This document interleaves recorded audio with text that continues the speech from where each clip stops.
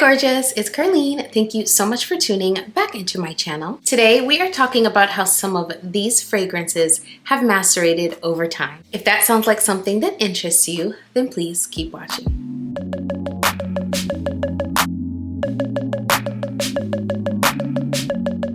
Hey friend, welcome back for another one. I am so excited to jump into this maceration update with you, but before we do that, if you're new here on this channel, I talk luxury, I do review videos, I share my fragrance journey, I sprinkle in a little bit of lifestyle, and in every single video I share some encouragement. If any of those things pique your interest, then go ahead and hit that subscribe button, and also be sure to turn on that notification bell so you know exactly when my videos drop. All right, let's get into it. The first fragrance I'm talking about today is this fragrance by Maison Alhambra called Avant Silk. This is a fragrance I picked up last year, and I have not had a chance to really wear this fragrance as much as I would like, simply because it is a beast mode type of fragrance. Not only that, it is so bold and robust, and it is just a lot.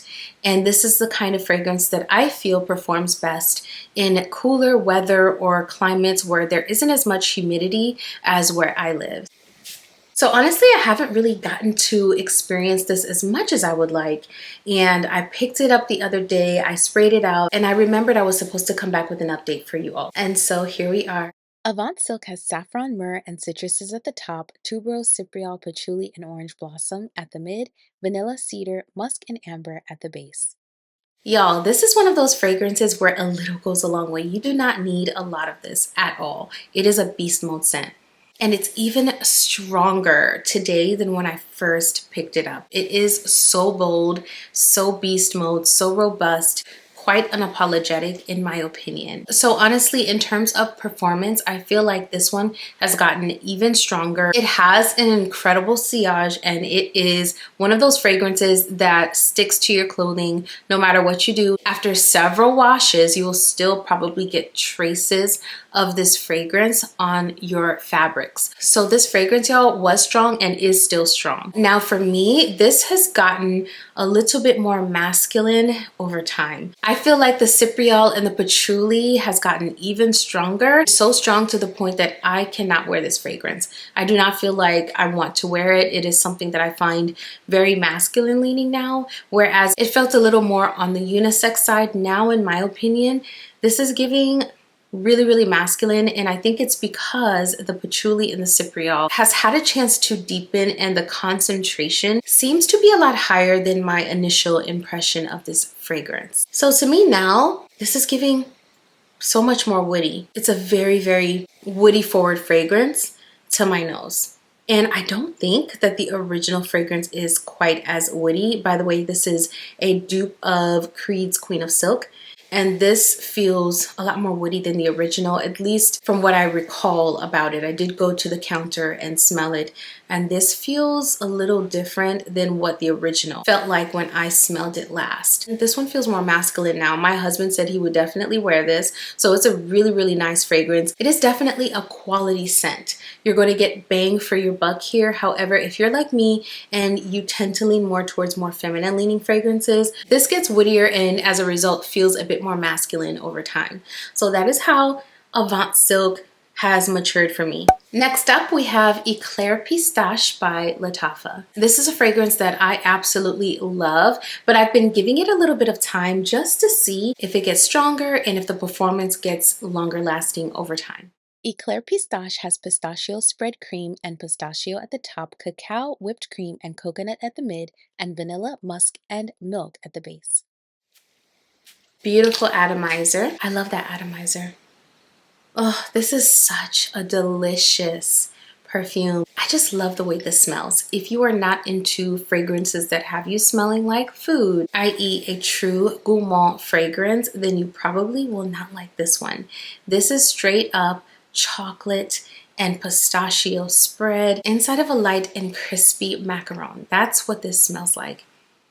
For me, the performance on this one has not changed much. In my opinion, it is still pretty much a light to moderate projector, and it isn't something that I find to be very long lasting. I think I can still catch traces of it on my skin and clothing after about the 4 to 5 hour mark. But beyond that, it definitely does not last super duper long, and it's something that I have to sniff around and search around for with my nose. In that regard, I don't feel like this one has changed much. I feel like this is one of those fragrances where it came ready to wear and it has remained unchanged. This one was pretty much a what you sniff is what you get, and it's still very much beautiful, and I still very much enjoy this one. I love it, love it, love it. However, it didn't change much for me. I was anticipating it would get stronger, but it definitely has not, in my opinion. And if you have had a different experience, please share it in the comments with us. So this is Eclair Pistache by Lattafa. The next one I wanted to talk about is Eclair Bonafi. So I picked up Eclair Bonafi at the same time that I picked up Eclair Pistache, and this is the one that stood out to me the most.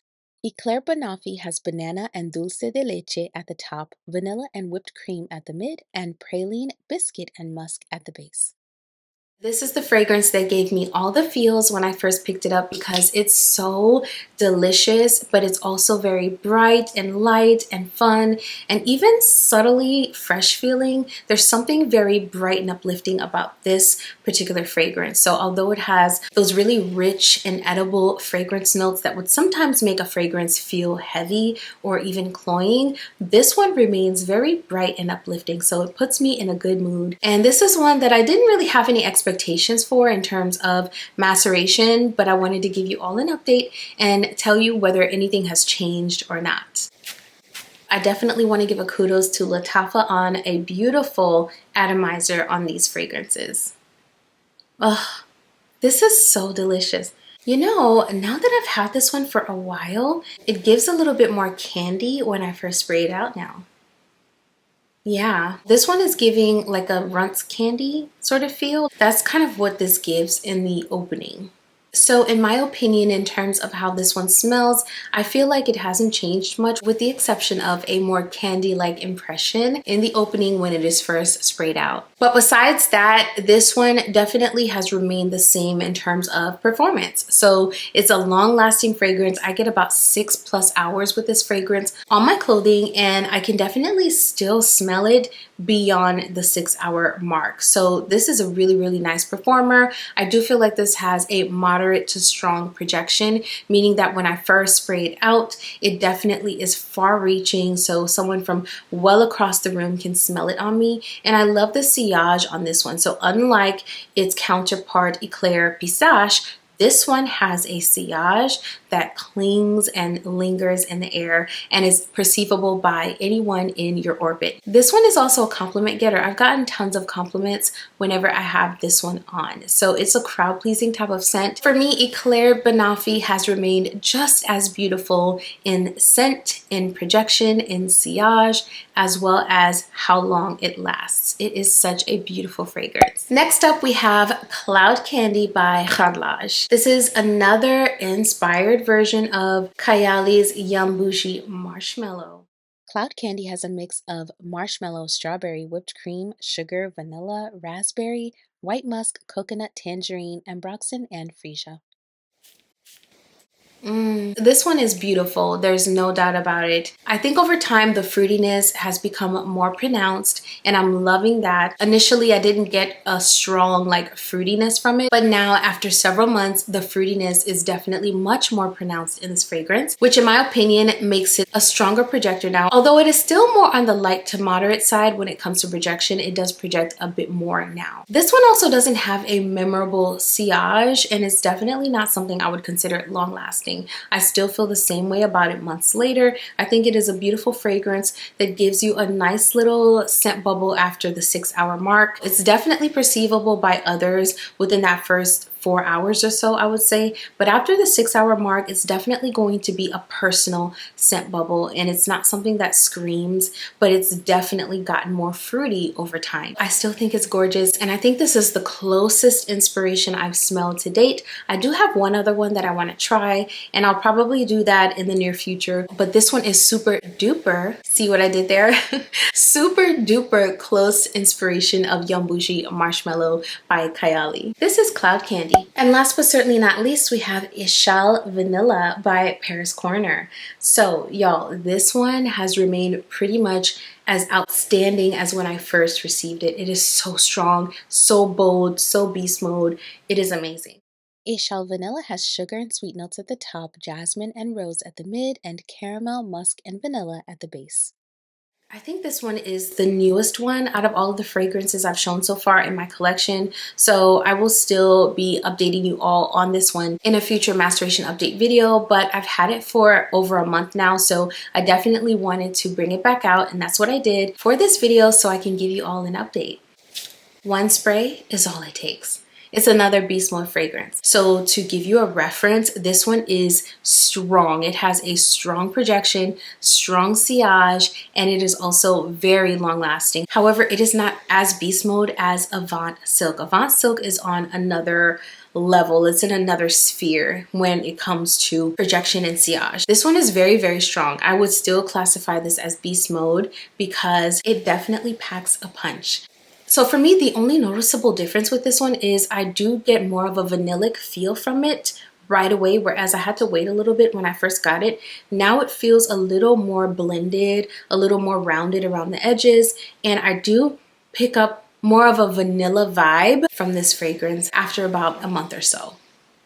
Yes, I still feel the same way about this fragrance. I think it is a beautiful inspiration. There is another one I want to try. I've heard great things about it. I've heard it is way better than this one. So it's definitely on my radar, and I'll let y'all know when I pick that one up. However, as of right now, this is amazing. So when it comes to inspired versions of fragrances, I think this one gets you super duper close to the original. However, this one feels bolder and more robust and stronger and like more of value for money. If you love beast mode fragrances, if you love to stand out, if you love for your fragrance to enter a room before you do, and you enjoy the vanilla 28 scent profile, then I think this is one to check out. It is definitely the older sister of the original. I think Eshal Vanilla is going to mature even more beautifully over time. And after about a month or so, maybe a little bit longer, I'm still loving this one. So we have come to the end of the video. If you are still here, thank you so much for being here and for watching up to this point. If this video was helpful to you, if it was entertaining, if it provided any sort of value, then don't forget to hit the like button on your way out. And if you're here and you enjoy fragrance content, I make lots of it on this channel, and I'd love to have you become a part of the family. So don't forget to hit that subscribe button and turn on your notifications so you never miss another upload. Today, before we part ways, I felt it in my heart to remind you about how important it is to schedule in some joy, some laughter, some fun, and just some overall lightheartedness into your everyday life. Life is heavy enough as it is, and with all of the recent world events, it can sometimes feel very dark. So it's important that we're just as intentional about scheduling in things that make us smile, bring us joy, make us laugh, as we are everything else that is critical to our well-being. So just like exercise and nutrition and sleep is important to your well-being, just like nurturing your spirit life is important for your overall health, so is joy and laughter and fun. So don't forget to take a moment out for yourself today to do something that makes you smile, that gives you a good chuckle. Maybe this is it for you, catching up on all of your perfume content. Whatever it may look like, don't forget to do that for yourself on a daily basis, on a weekly basis. Schedule in those things that bring you that joy, that fun, and that laughter. As always, I will be over here doing the exact same thing. Thank you so much for watching this video. I will see you in the next one very soon. Bye!